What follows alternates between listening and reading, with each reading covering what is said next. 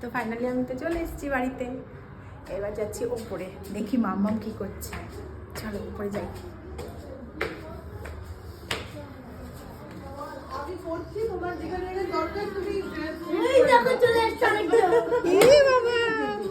কই দেখি দেখি। হ্যাঁ কি খবর তোমার? হ্যাঁ করো করো, কান্না করো।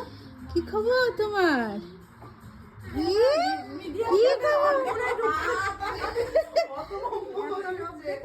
ধর তো একটা হালকা করে কান্না দিয়ে ইন্ট্রোডাকশন হবে।